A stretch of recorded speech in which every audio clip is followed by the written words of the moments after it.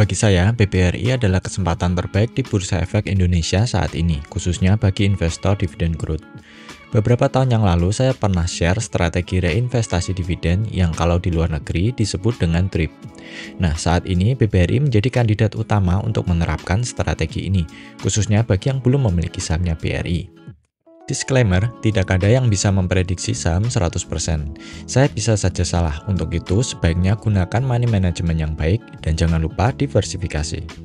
Dividend Reinvestment Plan adalah istilah yang saya ambil dari luar negeri di mana investor akan menggunakan dividen yang didapat untuk dibelikan lagi saham yang sama, sehingga jumlah dividen dari tahun ke tahun terus bertumbuh.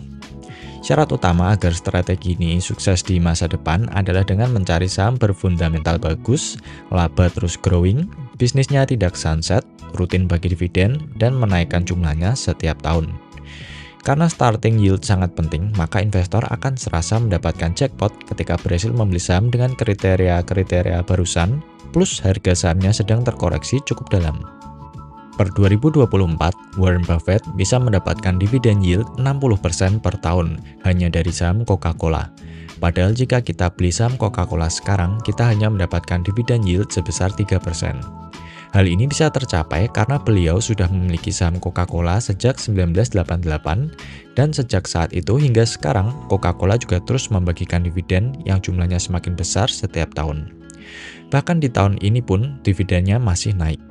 Fun fact, Coca-Cola sudah rutin bagi dan menaikkan dividennya setiap tahun selama 61 tahun dan ke depan mungkin akan terus mencetak rekor.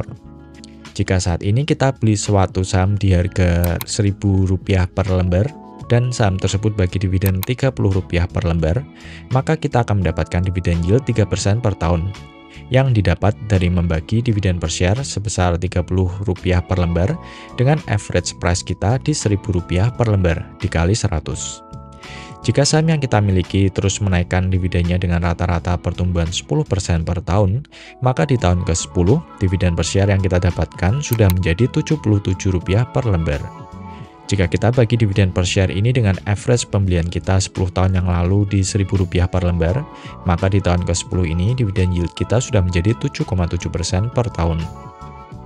Untuk mendapatkan return dari dividen yang bisa compounding seperti Warren Buffett di saham Coca-Cola, kita wajib membeli saham dengan beberapa syarat berikut.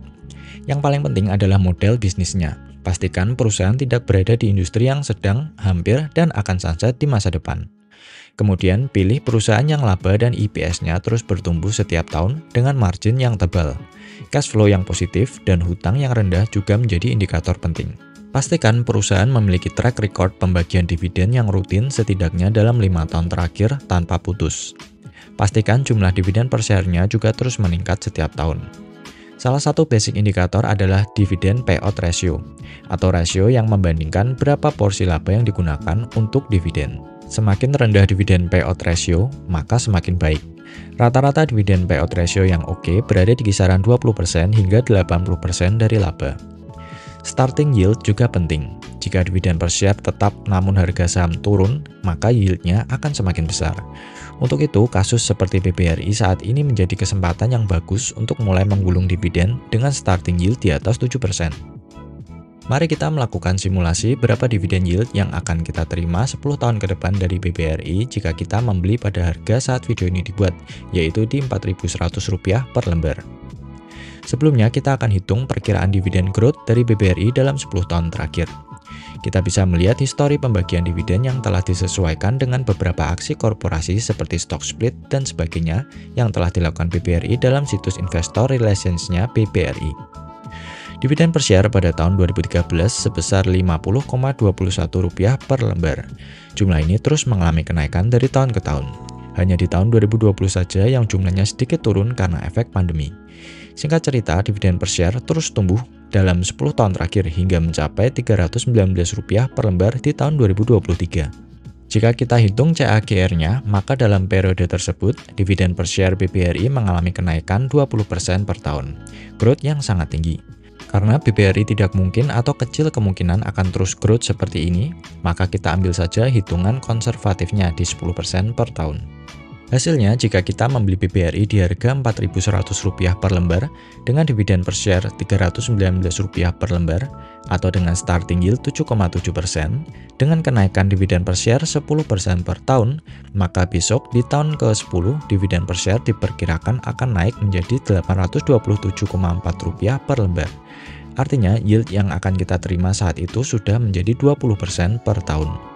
Ini belum memperhitungkan kenaikan harga saham BBRI. Kita juga tidak melakukan reinvest dividen dan juga tidak melakukan pembelian secara berkala, murni hanya dari kenaikan dividen per share. Jika prediksi kita tepat seperti simulasi ini, maka BBRI saat ini mungkin bisa menjadi salah satu keputusan yang tepat untuk investasi kita. Tapi harap diingat, tidak ada yang tahu kenapa BBRI terus dibuang sahamnya. Mungkin ada sesuatu yang kita belum tahu dan hanya insider yang tahu. Bisnis BBRI juga tidak ada jaminan akan sebaik sebelumnya di masa depan. Untuk itu, sebaiknya teman-teman pikirkan matang-matang dan perhitungkan skenario terburuk sebelum memutuskan untuk membeli saham BBRI.